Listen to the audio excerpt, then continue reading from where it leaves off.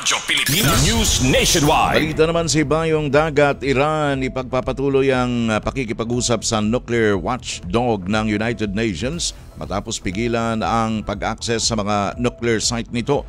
Mula sa Radyo Pilipinas World Service, narito ang report ni Jay Arevalo.